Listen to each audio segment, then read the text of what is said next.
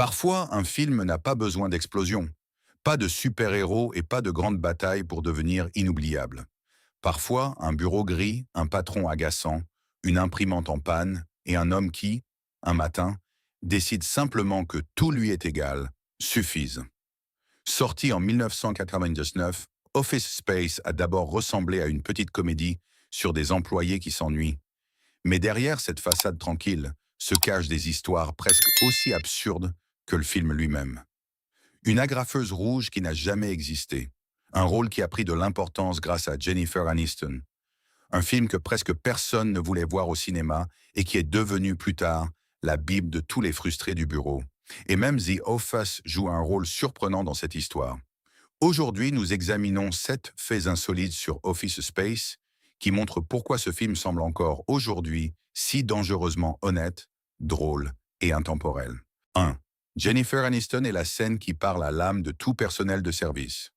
Lors du tournage d'Office Space, Jennifer Aniston était déjà bien plus qu'une simple actrice. Grâce à Friends, elle était connue dans le monde entier, et c'est précisément pour cela que le studio voulait l'intégrer davantage au film.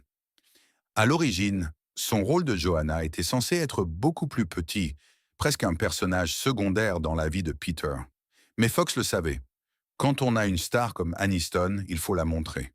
Son histoire a donc été étoffée, ce qui a donné naissance à l'une des parties les plus mordantes et les plus célèbres du film. Joanna travaille dans un restaurant exagérément joyeux où les employés ne doivent pas seulement servir.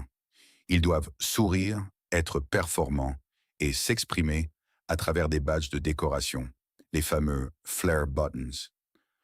Son patron ne compte pas seulement ses badges, il évalue pratiquement sa personnalité. Et c'est précisément là que réside l'amère vérité de cette scène.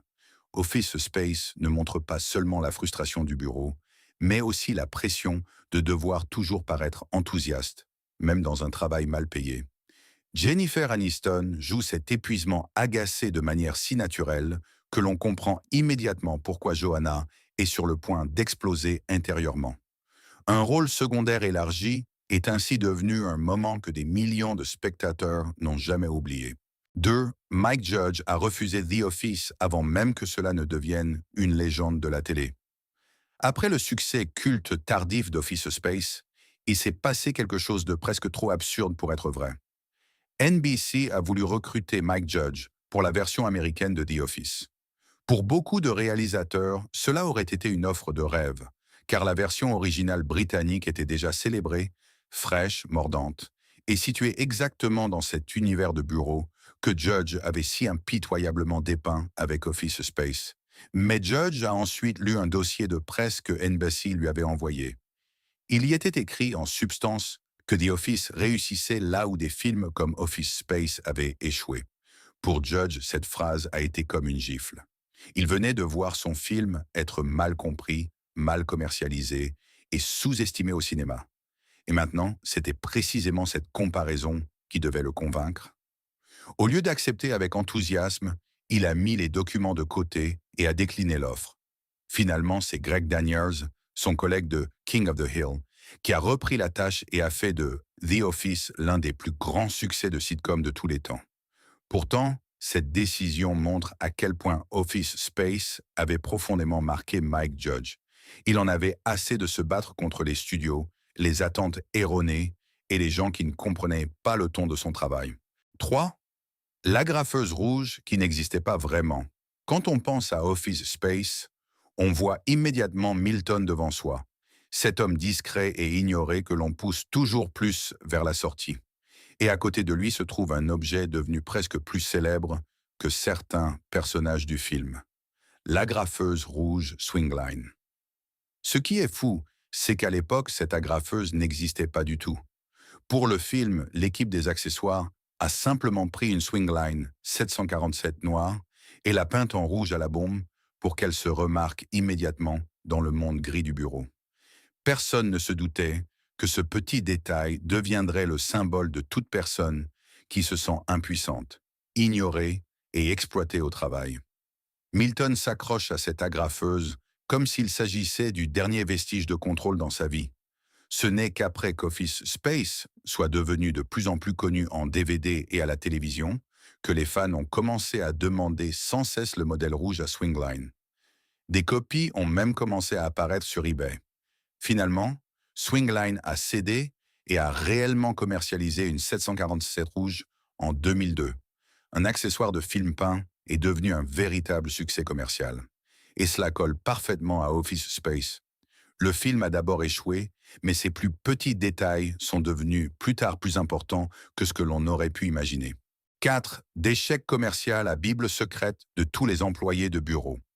Lorsqu'Office Space est sorti au cinéma en 1999, il ne s'est presque rien passé. Pas de grand engouement, pas de longue file d'attente, pas de culte immédiat. Le film n'a rapporté qu'environ 12,2 millions de dollars dans le monde et a été perçu par le studio comme une déception. Fox espérait probablement une comédie bruyante, quelque chose de rapide, de voyant, de facile à vendre. Mais Mike Judge avait fait autre chose. Un film sec, calme et d'une honnêteté amère sur des gens qui ont déjà démissionné intérieurement depuis longtemps. Le véritable succès n'est devenu que plus tard.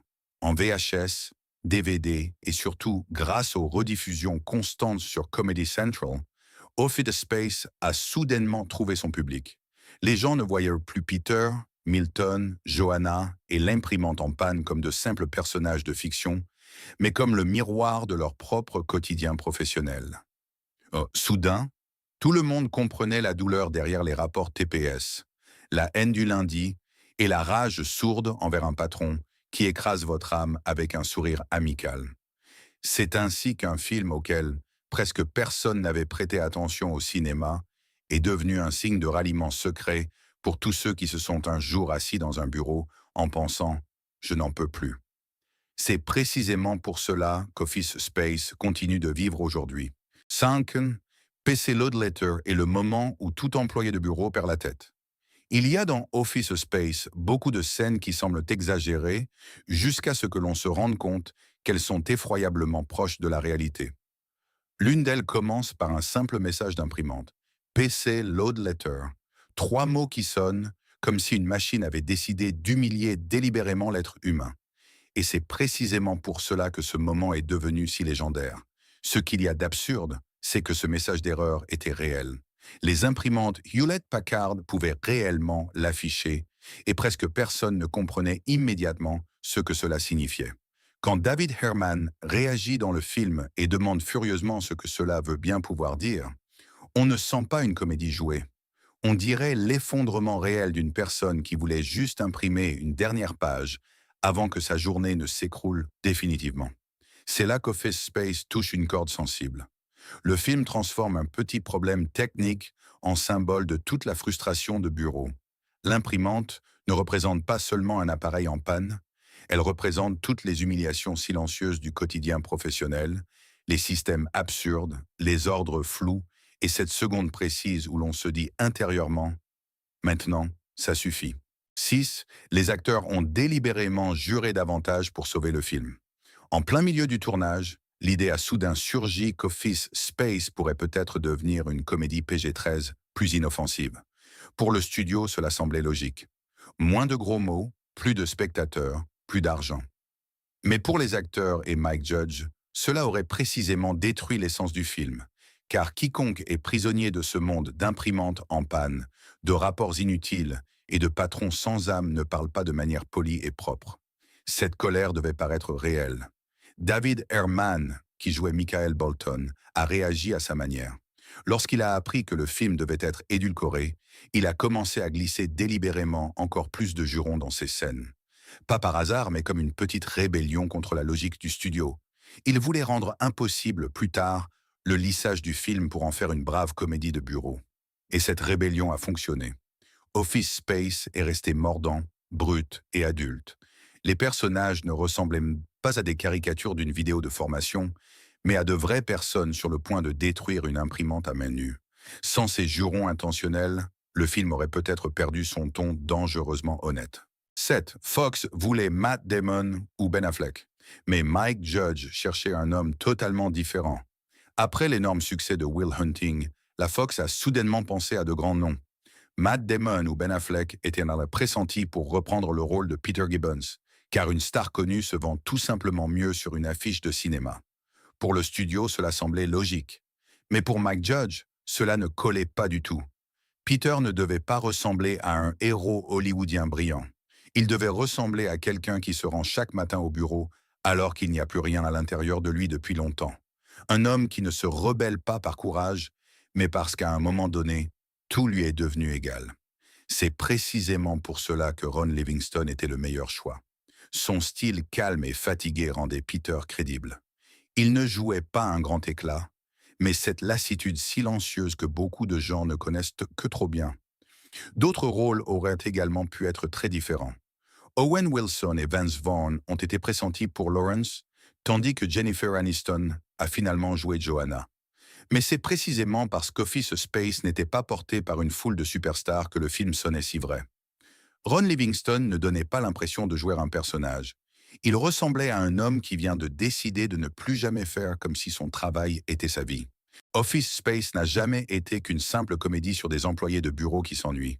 Le film était un règlement de compte silencieux avec un monde du travail où les gens doivent sourire alors qu'ils sont épuisés intérieurement depuis longtemps. C'est précisément pour cela qu'il reste si puissant aujourd'hui. La graffeuse rouge, les badges, l'imprimante en panne, les rapports TPS inutiles et ce patron qui détruit chaque nerf d'une voix calme sont plus que de simples blagues. Ce sont de petits symboles de tous ces moments où les gens doivent fonctionner au quotidien alors qu'ils ont en réalité envie de s'évader. Le plus étrange, c'est qu'Office Space est passé presque inaperçu au cinéma. Mais c'est justement après cela que sa véritable vie a commencé. En DVD, à la télévision et plus tard dans les souvenirs des spectateurs, il est devenu un film que l'on n'oublie pas, car il exprime quelque chose que beaucoup ressentent, mais disent rarement à voix haute. C'est peut-être là son secret. Office Space ne crie pas. Il nous regarde simplement avec un air sec et nous dit « Oui, voilà à quoi ressemble vraiment le travail parfois ».